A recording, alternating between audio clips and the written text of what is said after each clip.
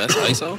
Rack it up, I got a bit of the bank to make me a safe house. Shake it up, she got her hands on her knees and she bringing the cake out. Smoke it up, I got some gas, some packs, I'm up in the greenhouse. Ball it up, I'm with the gang, we taking shots off the rebound. Fucking my post the same now, I've been humble too long, yeah. Tell them all to stay calm. Hey guys, welcome to another episode of Wealth on the Rocks. We got here, you're not gonna believe it, but we got the one and only Justyn Melendez, the cash flow creator. I'm so excited to have you. Thank you for joining us. Tell everybody about you, man. Yes, I appreciate you having me on here, man. Thank you so much for the opportunity and being able to talk to your audience as well, and tell a little bit about myself. I've been in the game for I guess 8 years now. Nice. I started in insurance, just straight insurance, group benefits, and then started getting into more of the financial side, investment planning, life insurance investment planning. Yep. I would say about 3 years ago. Okay. And then I started really diving into how can I help people create cash flow. Okay. Right? So whatever you currently have, how can I multiply it? And that's just by putting your money to work. I love that. So I come up with a money concept, what I call a money mapping concept. Ooh, I'm excited to dive into that. Yeah. Right. And then using that, it just kind of helped people understand the flow of their money currently, and then how we can make a minor tweak to start positioning it somewhere else to make more. I love that. I love that. No, that's amazing. And today we got some Elijah Craig barrel proof. So this is really nice. I love Elijah Craig. They have some great products. Barrel proof is probably, I like their rye. Their barrel proof is probably my favorite. But this one particularly is 119 proof. So it's a 10-year and 9-month-old. Nice. So super nice. We got some. I'm ready to try it. Yeah, absolutely. And then this always helps flow the questions, the interview, everything. This is great. Calm the mood. You got it. Yeah, and shout out to Elijah Craig. But cheers. Yes. Sweet. Salud. Let's see.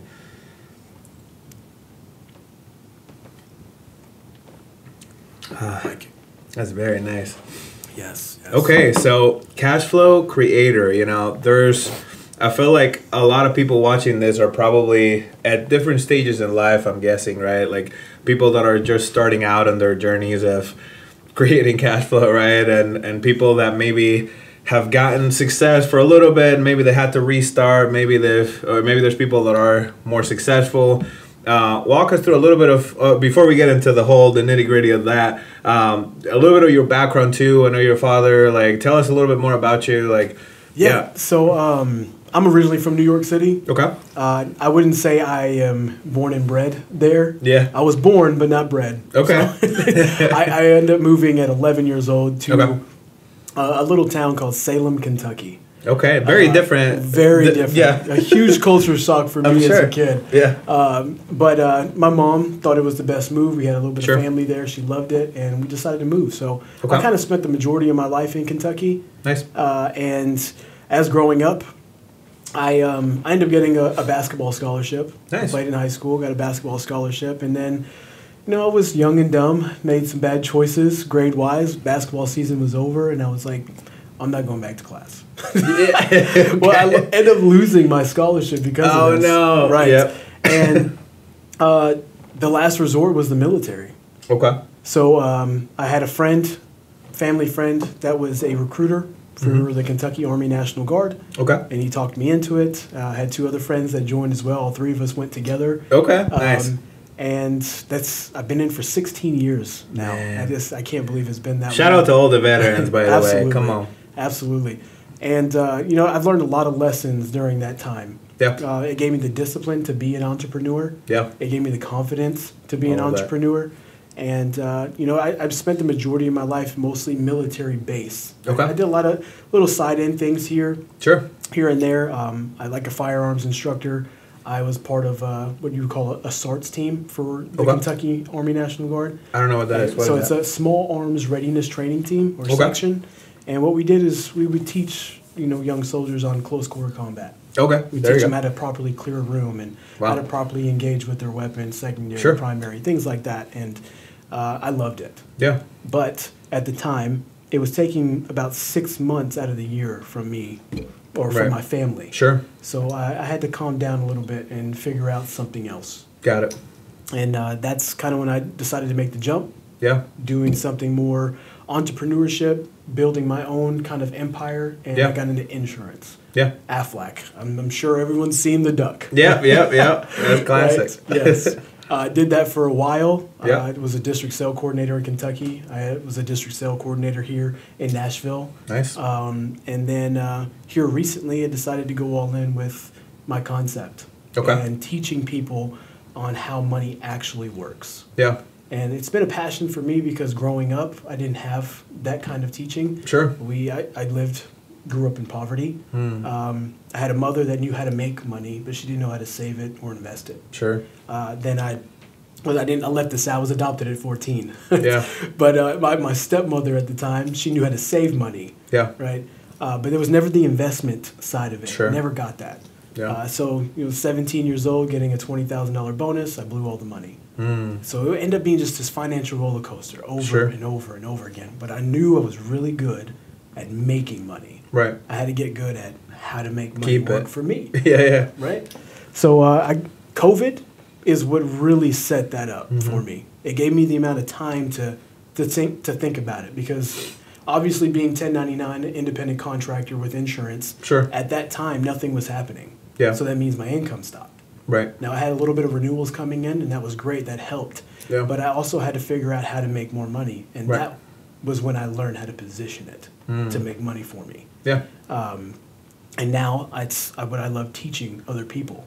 Yeah. So that's kind of my backstory on how I got to where I am today. Yeah. It's more passion, and we were at our men's group Friday, and I didn't know that about the true definition of passion. Yeah, that is suffering. Yeah. Like that's crazy. It originated from being defined as suffer or to endure, but it was for you to go through those hardships, but to be able to come out better. Yeah. And I say I'm passionate about it because I felt the hardship, and now I just want to spread the love to everyone else. I love that. That's something too. Like everybody that's in entrepreneurship, they probably feel the same way too. Is like, there's a lot of ups and maybe a lot more downs than there is ups. But I've heard from one of my mentors that he always says that you don't get too excited, too high on the highs, too low on the lows. Reality is somewhere in the middle. And so that's always a good perspective to keep in mind as you go through the entrepreneurial journey. I mean, insurance and financial services is such a huge...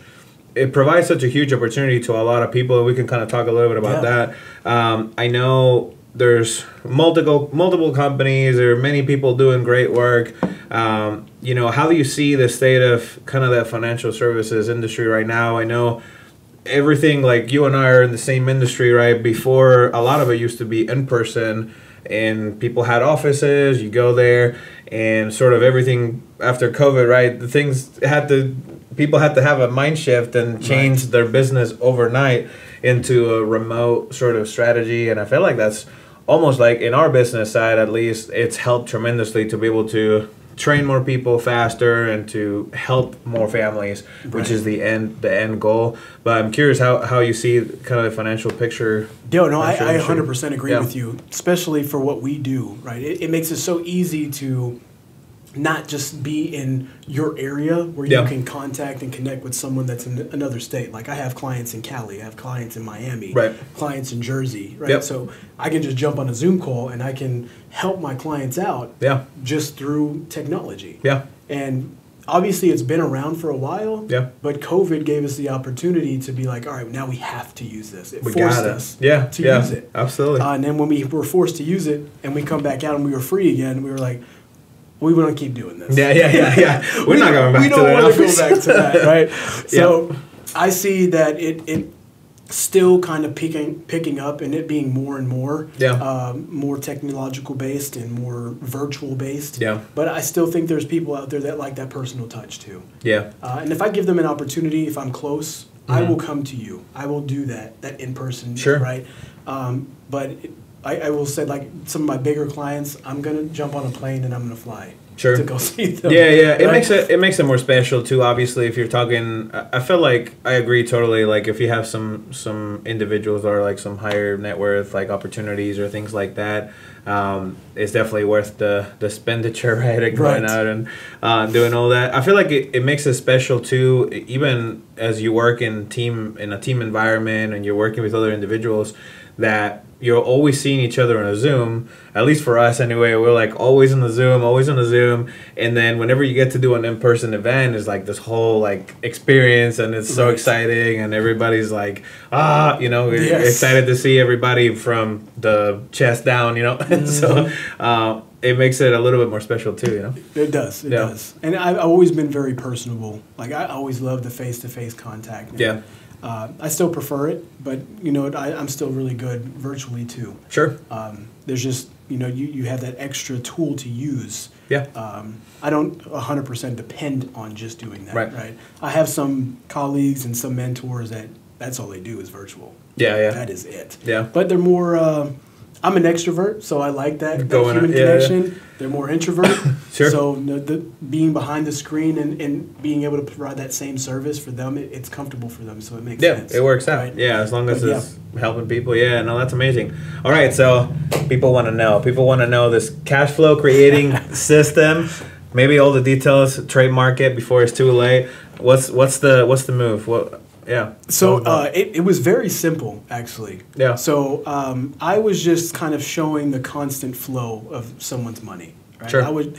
And a friend of mine introduced me to a platform called Currents. Okay. And that was here recent. Yeah. And what Currents did was pretty much just digitalize what I was already doing on paper. Okay. So like I become a really good artist, drawing this out all the time.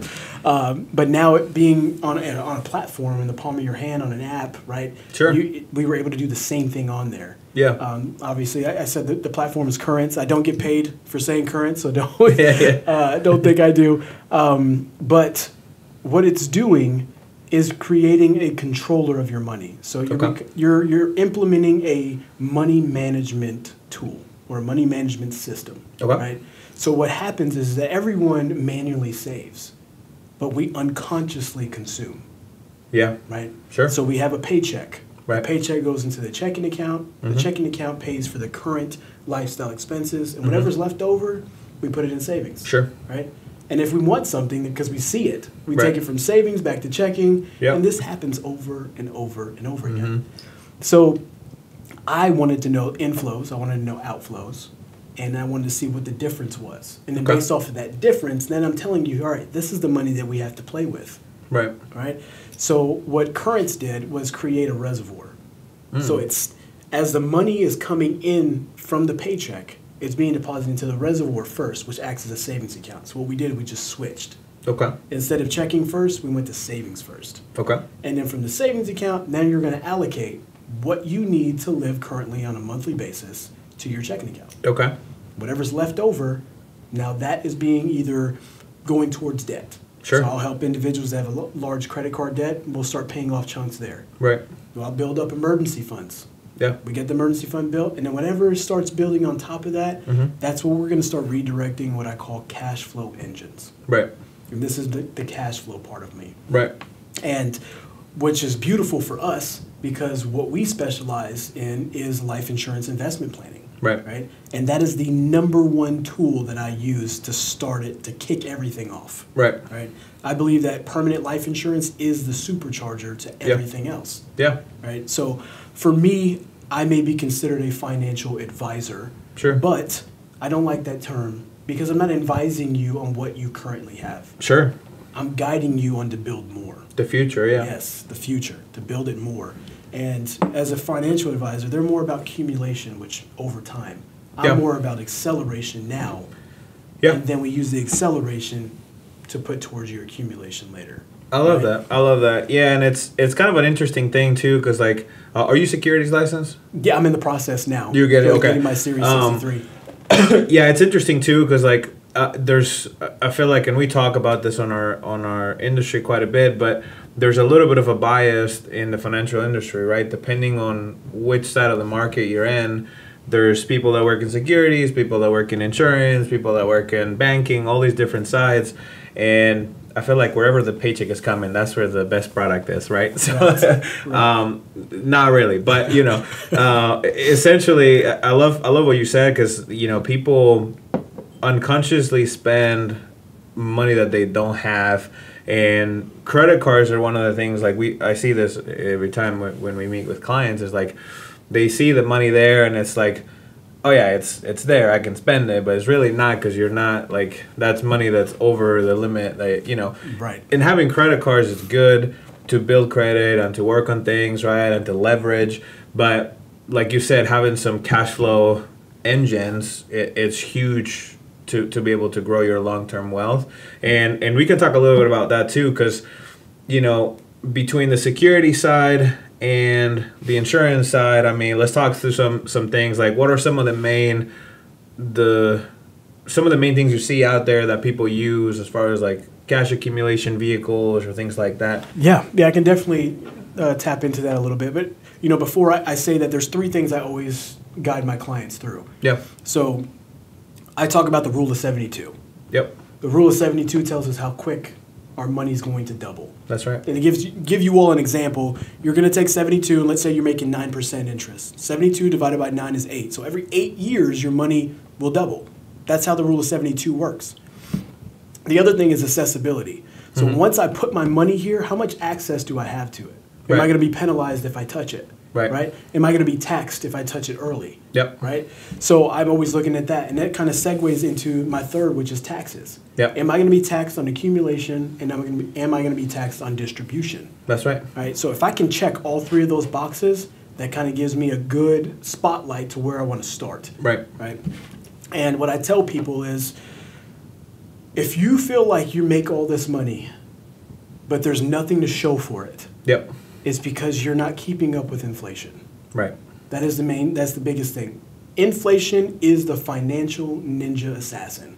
We do not think about it until it pops up. Yeah. We don't. Like here currently, now everyone's panicking about high prices. But where was that in 2021? Yeah. In 2022, it wasn't there. Yeah. Right? Everyone was balling out with their stimulus. And like all this money 9%, you know. Yeah. Right. So what I guide people through is that we need to keep track of what inflation looks like every single year. Yeah. And say in over 60 years, the average has been 3.8%. Yeah, I think it's right, 3.4. It's 3.4% right now. In there. So start learning how to position your money to stay either at the same pace or higher. Or higher, yeah. Right? Yeah. And if you continue to do that, you'll start seeing more money in your pocket. That's you'll start seeing more money in that savings. Just basic keeping up with the time. Keeping up with life. Exactly. That's the thing, too. Like, we talk with a lot of people that are in that similar situation. I think it's 70% of Americans live paycheck to paycheck, right? And correct. It's like, well, all the money, and people, I talk to people that make like combined household income 150, 200,000 and have like maybe $2,000 on their checking account, you know? And it's like, man, you're making all this money, you know, either your lifestyle is too much and you're overspending, or again, you're not keeping up with the stuff, right? The inflation, or your money's not working for you. And that's another thing too, like in the different areas of how we help individuals, right? Like there's building an emergency fund, you talk about that, that's a huge thing. And I love the concept of having the savings first and then sort of diversifying to other things and making the money work for you after that, so that it's almost like if you're a business owner, and this is I've learning from my own mistakes in the past of having a business and having like being a sole proprietor anyway, and like having all the money that's technically business money, but it's like, you know, you probably should have a paycheck or, you know, a salary that you pay yourself, and like there's the business money and then your salary. So it kind of reminds me a little of like, all right, this is the business money, this is, you know, and then you take a salary off of that. Yeah. I mean, you say that makes a good point, because a lot of my clients are business owners. Yeah. So I teach them how to funnel the business money coming in too. Yeah, nice. And by doing that, right, the statistics show that most businesses fail within the first 5 years. Yeah. Well, it's because we're really good at doing the job. We're really good Yeah. at finding the work. And, you know, we do exceptional on that. Yeah. It's the operation side. It's the money management side. That's Yeah. what we neglect. So we kind of mix the personal and business together. Yeah. And then over time, you know, sometimes business starts to slow down. Yep. Well, then that money starts to slow down. That's true. And then Yeah. we don't have the safety net there to you know, sustain those hardships, Right. those hard times. Yeah. So yeah, that's a very good point. And you know, the question I always get asked is, you know, how did We got well, now we're in San Francisco. San Francisco's got a little bit there. But the question I always ask is like, well, you know, what accounts are you talking about that's going to, you know, help me earn that higher interest rate? You Yeah. know? And in currents, while it's in the reservoir, it's earning 3.4%. So it's going to stay Okay. at the match of inflation. It stays Okay. at that pace, which is awesome. Nice. But there's other brokerage accounts that you can look into, such as Betterment. Sure. Right? Betterment right now is offering 5.5%. You put a minimum down, but the rest on top of that is 100% liquid. You can use it as you want. Yeah. Right? That's 5.5%. Yeah. If you're keeping your money in a savings account, right, and you're making less than a percentage, You're toast. you're toast. You're If the rate absolutely- of inflation is 3.4 and Yeah. you're making less, your money is losing value over time. That's right. This is why you don't have enough when you need it. Yep. Right? So I teach that so they learn how to position it properly Yeah. on that. But when you're talking about other tools such as an IUL, Right. right? Indexed universal life. I know you are a master at this. That's right. So that is a huge tool that's been around, Right. but just not advertised. Yeah. Right? It's this hidden secret Right. that a lot of people don't know about. Maybe And the wealthy know about it. right. Yeah. I mean, Forbes did have an article talking about the rich That's man right. Roth IRA. Right. And if you don't know about an IUL, look up Forbes rich man's Roth yeah. IRA. Yeah. Look that up, read that article, and you'll understand what we're talking about. But it's a way to accumulate cash flow, right? Right. It's a way to create a non-taxed retirement for your future. It's a way to create generational wealth, Right. But it's also providing you protection. You're getting the death benefit, which is the number one most important thing that you want to talk about is the Right. death benefit. Yep. But then it gives you a living benefit. Right. Then it gives you chronic and critical illness protection. It gives you long-term care. Right. And it's 7 out of 10 Americans will need Long-term care. Yeah. Right? Why not add that to your permanent life insurance plan? Absolutely. Right? Because if you try to do a long-term care by itself, it's outrageous. Right. Right. Yeah. Get the rider added to your To the plan. rider plan. Yep, It's so yep. much easier and less expensive. Yep. But besides that's kind of like my step one is always permanent life. Yep. And depending, I am an advocate too of whole life, depending on what the Okay. scenario is, why we're wanting to use it. Sure. I have a lot of investors for property wise that they want to put a chunk of money into their life insurance plan. Sure. But then in whole life, you can have 90% access, year one. Sure. So they need that for the next opportunity. Sure. So it makes sense for them. Yep. IUL is more of a long-term game, yeah, right? We long-term want to strategy. let that build and accumulate That's right. over time. But you still have access to leverage it the same way. Yep. So you have a lot of flexibility with an IUL than you Right. do a whole life. Yeah. So, it's just based off of the client, what their needs are. Yeah. I always use the brokerage accounts. If we can earn the higher interest rate on there, then we'll use the money that we made off interest Yeah. and we'll funnel that back into the reservoir. Okay. We'll funnel dividends from whole life back into the reservoir. Into the big. Yeah. If we have an investment opportunity, we're going to take the cash value, funnel it back into the reservoir, use that Right. for the down payment of whatever that property is, that Yeah. opportunity. I love that because I know so one of the things that I work on with especially real estate investors using the IUL strategy, it's a very powerful thing, and not to get super nerdy about this, but if anybody falls asleep, let me know. But this is very powerful stuff, right? So like a lot of people use, especially in the real estate world, these kinds of strategies. And I was actually working with a client recently that took a loan for an investment property. But the way IULs work, and depending on, because not all IULs are built the same. This is another thing. Right. Not all the information that in the internet is true. Depending Right. on which company you go with and which product, So talk to your financial professional before you set anything up. But my point is, the way they work, in some cases, you're able to leverage what they're called alternative loans or participating loans. And as your money's is not really invested in the market because the money is with an insurance carrier, and they let you mirror the performance of the market, but then you're able to leverage that cash flow using tax-free loans. And so in an easy math example, if you have $100,000 in this, and let's say that you see a property that you want to have an Airbnb, right? One property that it looks great, you may do some renovations to it, whatever. You put a down payment of 20 or 30,000, and then the rest is renovations, whatever, right? So you leverage. Let's say that you take 50 out of the 100, and you leverage it into a real estate investment. Now, if the market performs, let's say 10% that year of whatever the index that you're mirroring, you're going to get 10% of the whole $100,000, like the money never left the account in the first place. Beautiful. Which is absolutely insane, right? Yeah. And think about this. If you take that 50 and you're leveraging into another investment, you're using the same dollar twice to earn cash flow, right? Exactly. So that is such a powerful thing, but especially on the real estate world, I use it. I see it used quite a bit on that example. Obviously, I mean, you can take money and pay for your retirement, pay for a trip to Disney with your family, right? There's no regulations on what you need to use the money for. Right. So. And you know, to add on to that, the beautiful part about it is too, like once you've flipped, say your property investment, right? That opportunity that's come up. Yeah. And you know, you start paying it back.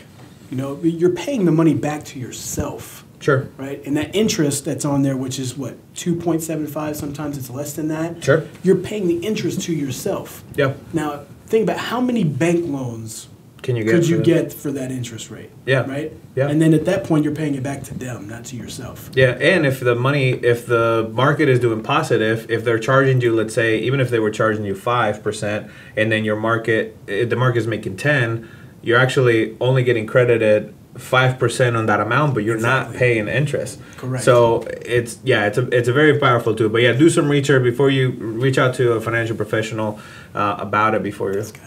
Well, sure. But anybody that knows what they're talking about, and yeah, before you set anything up. But, yeah. And so just the last thing is, we're already talking about real estate. That is another avenue. Yeah. Right? Another step in the thing. Sure. And notice I have not spoke about a 401k. I haven't spoke about a Roth IRA. Yep. I believe there's a purpose for them. I don't believe it's the first option anymore.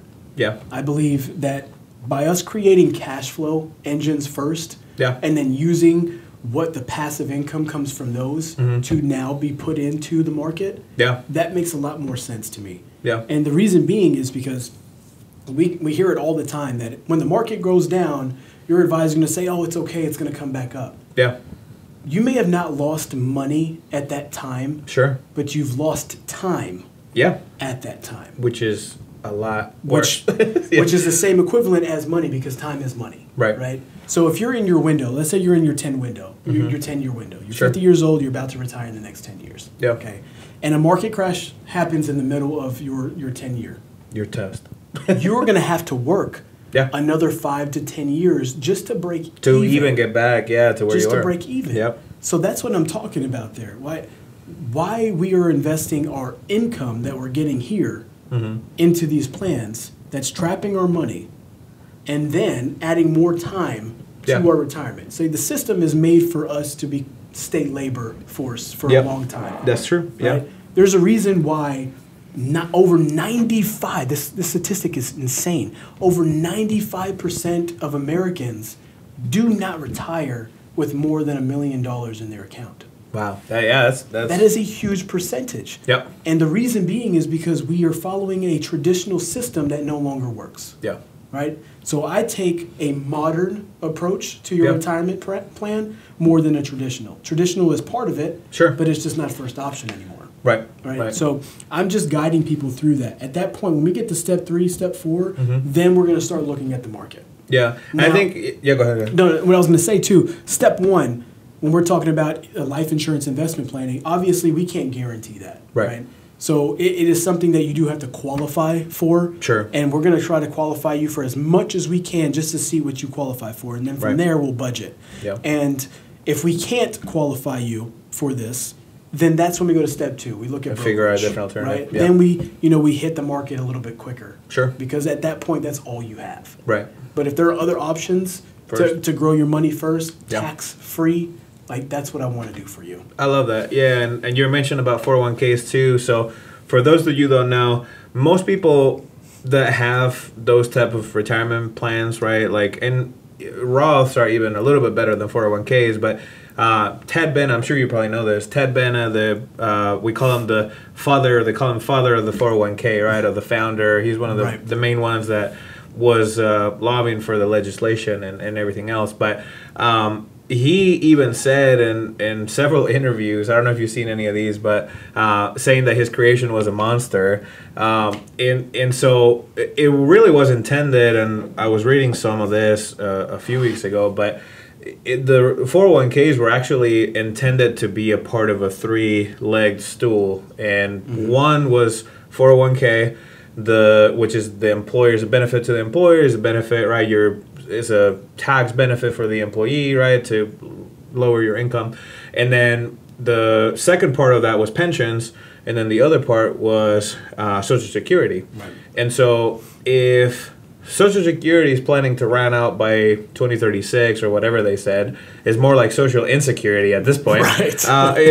If that's no longer a thing, and then pensions, I can count with my one hand of the people that I know that have a pension anymore. I mean, military is probably one of the people that have pension. I mean, they also kind of moved away from it as well. I mean, they still offer a pension, which is only 50% now with the 401. And they do the TSP? So TSP is now the blended retirement, which is like a 401. So they might even take away fully the pension. Yeah, so you still get 50% of the pension if you do the 20, right? Active duty, if you're on reserve or guard, there's a little bit more time you have to put in to get that full 100. Wow. But so if you don't have Social Security, if you don't have pensions, and all you have is your 401k, and I talk to a number of people every single day, and the number of people that are, like you said, right, close to that $1 million in retirement is very slim, very, very slim. And people that are like well into their 50s with like $20,000 in the 401k, or like, because why? Because the drops in the market, right? They've been trying to like, and not even that, I mean, besides the drops in the market, I know a lot of people that because they don't have the cash flow engine, or they don't properly set it up to work for them, they might have like an emergency that comes up, and there's $10,000 on your 401k. Guess where they're getting the money from? They cash out the 401k, they pay for the emergency, and then they rebuild from zero. Right. And then years later, same thing happens. You have a medical thing. I've seen people, or you want to try to buy a home. I've seen people that cash the 401ks to buy their first home or things like that. And it's like you do that a few times, or all of a sudden you're 50 and then you have like nothing to show for, right? Exactly. And I mean, the biggest thing is too is that, talking about baby boomers, right? Yeah. We have a massive influx of baby boomers. Yeah, the transition of Right now we're talking about trillions of dollars that are switching hands for generation to generation right now for the next 15 to 20 years, and they were part of the traditional retirement planning. Right? Yeah.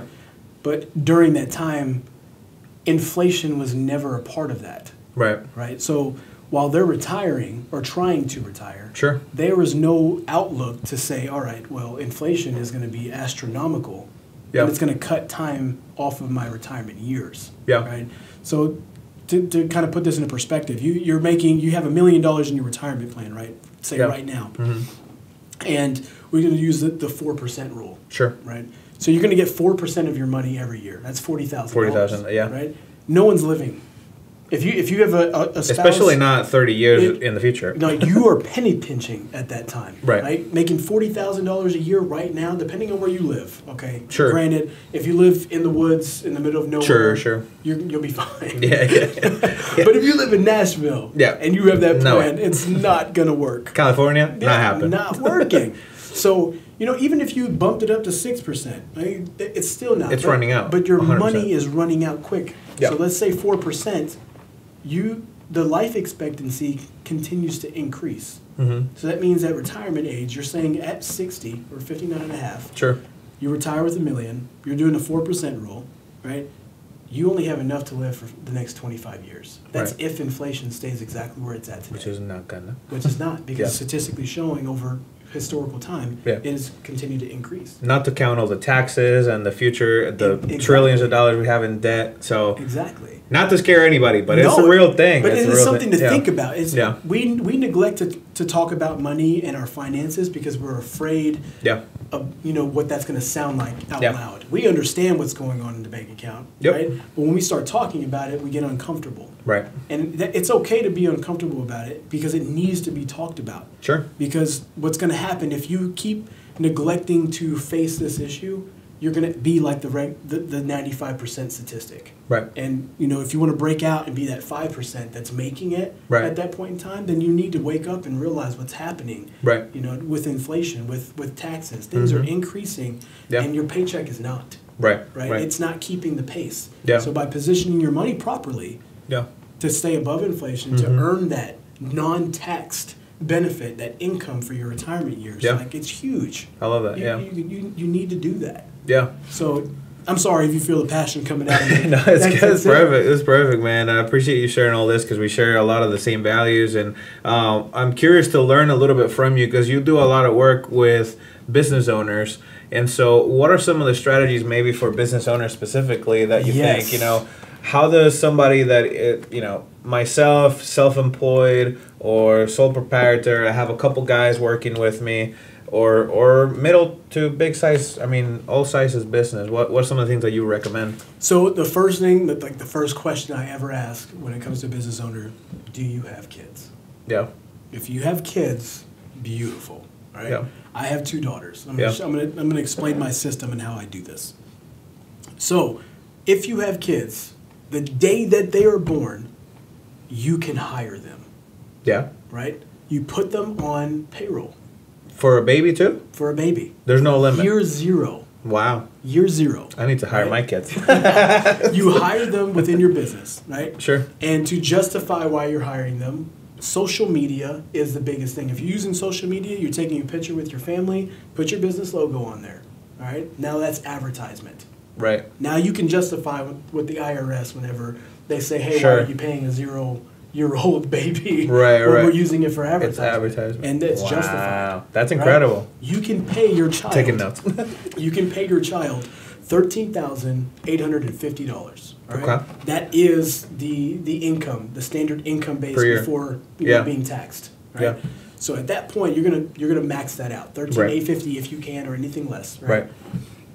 So I do that. That's 100% write-off for you. Right.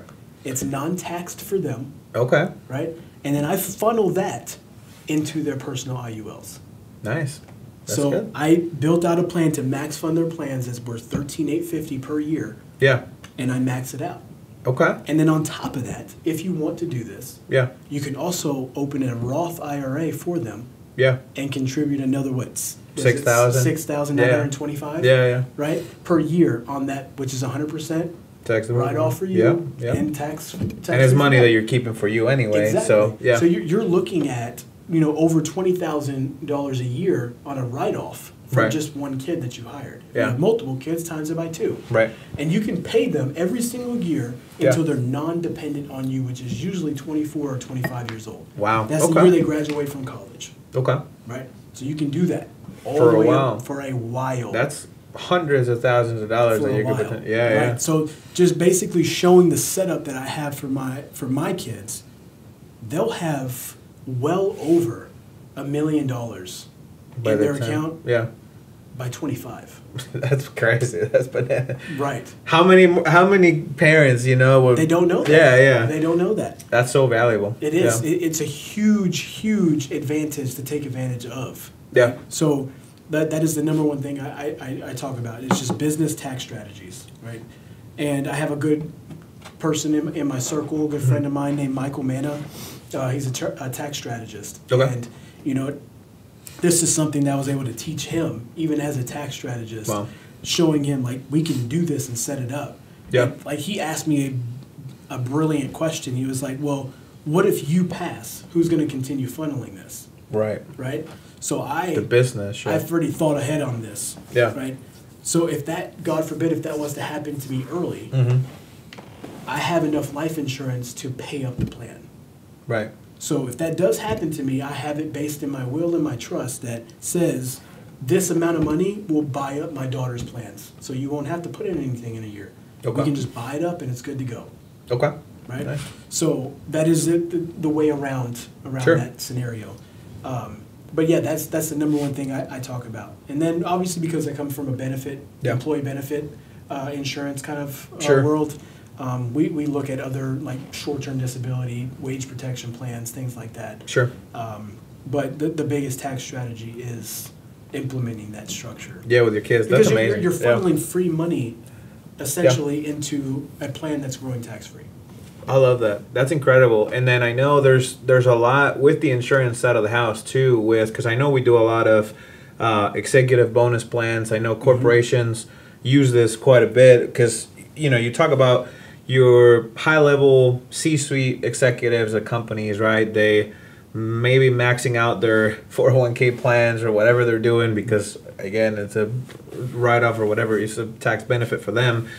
But then if their whole package for their salary might be like $500,000 plus bonuses or whatever, right? Like you can implement some of those strategies with life insurance, right? To funnel some of that as well through it. Right. Yeah. And for a business owner themselves, right? The 401k was to benefit the business. Right. Right. That's what it's there for.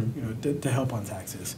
And so if someone has not maxed out their 401k and they have a bonus that comes in to max it out, I advise them not to. And the reason being is because think of it as a farmer, right? A farmer that is planting its seed, right, is going to harvest that seed within that year, right? They're not waiting years for it to grow out, and then this isn't every year kind of thing. Whether it's corn or it's bean, they're planting and harvesting, right? So it needs to be the same setup with our money. We want to plant the seed and we want to harvest it because whenever we plant the seed in something that is going to be taxed later, what is going to happen? You don't know, taxes are going to continue to increase. Right. So if I had a choice to be taxed now, taxed later, or taxed never, like I'm choosing never. Right. At that point. Yeah. And or at least a small percentage now, and then have tax free. Right, because in the future. even if you're taxed now, and especially if you're taxed on passive income, it's less than your earned income. Right. Earned income is taxed way more than passive income. 100%. Right. Yeah. So that's okay. We want that. Yeah. But to put it in something like life insurance, right, and to build that wealth, to protect it.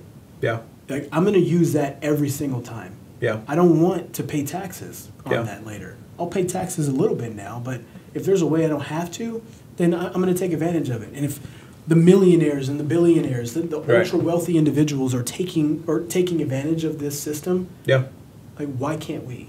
Exactly. Right? Yeah. So I advise everyone to look into it. Do your own research. Do your due diligence and talk to them. And, if for some reason, whoever your financial educator, advisor, whoever they are, do not do this, reach out to somebody. Yeah, I know you do the same thing too. I do the same thing, but I'm here as a guest. I'm the we're both happy to chat. Yeah, Nashville's big enough for both of us. Right? Yeah. So no, that's incredible, man. And just to kind of wrap it up, in moving away from the financial side of the house, I'm curious on like you and your experiences and your growth as a person and as an entrepreneur.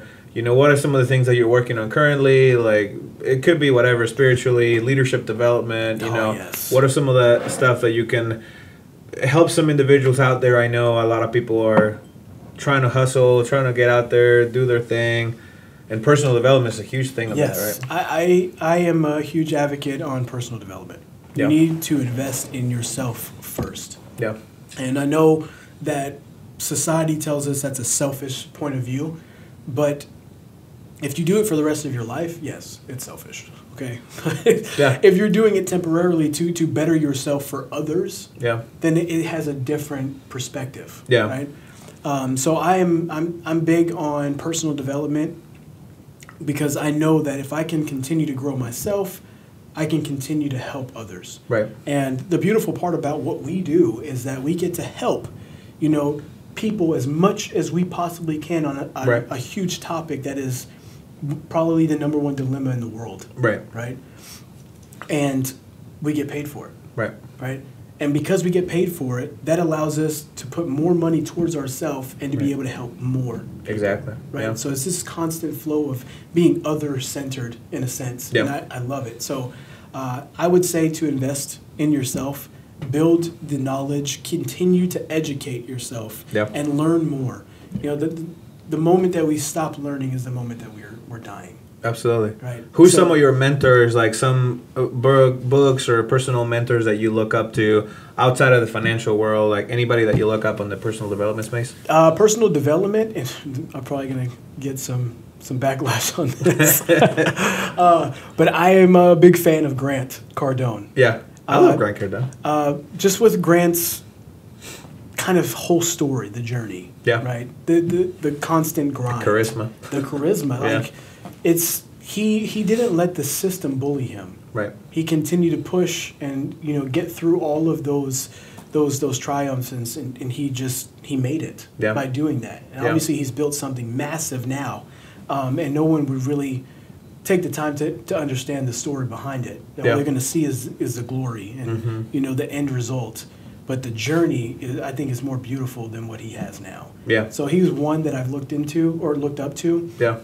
And someone that's personal to me is my mentor. Okay. Like he's kind of opened my eyes on a lot of different things on this, and he's also with Wealth Wave with us. Yeah. He's an SMD, but he come from nothing. Yeah. Right? When you hear stories like that his parents were immigrants, coming into the United States, and for him to be working at GNC as a musclehead and how he got into this kind of industry, it's remarkable. And, I hear his successes when we talk a lot, but what we focus so much on is the journey, all the hardships. Yeah.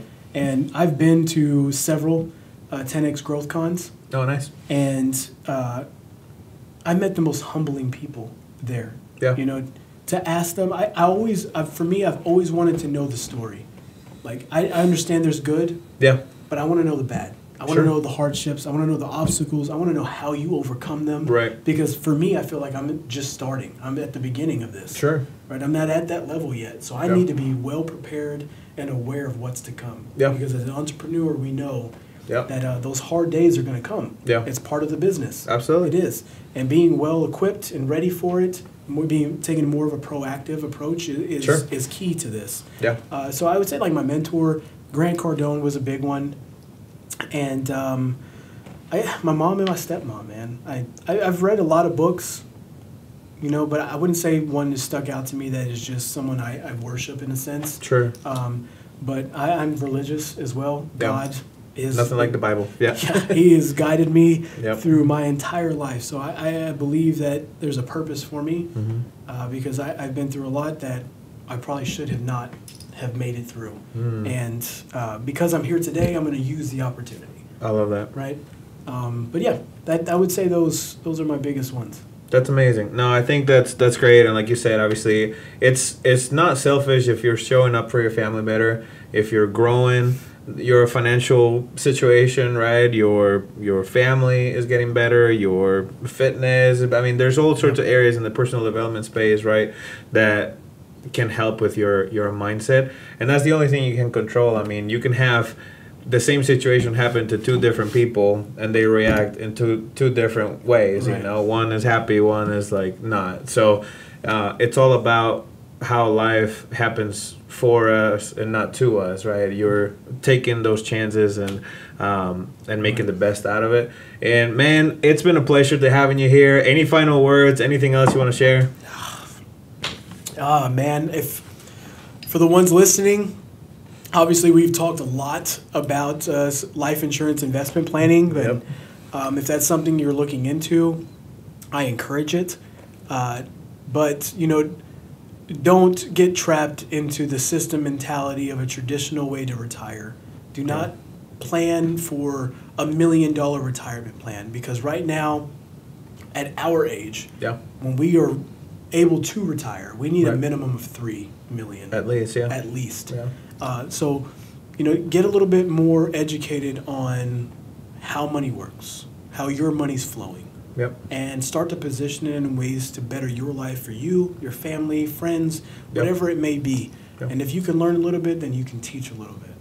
And then by that, you will give yourself purpose. You'll have fulfillment because you're bettering other people's lives besides just yourself. I love that. That's amazing. That's my message. Well, good stuff. Well, I appreciate you, man. Absolutely. Thank you for being here. I appreciate you having me. If you like all this content, please don't forget to like, subscribe, help us continue to do this. And yeah, let's keep in touch. And anybody that has any questions, put it in the comments. Reach out to this man. I love to talk about all the cash flow creating vehicles and things. Super interesting stuff. So thank you again, and we'll see you in the next episode. All right. Sweet, man. I love it. Good stuff. We got the San Francisco here. I pray that this is still working. Okay, sweet.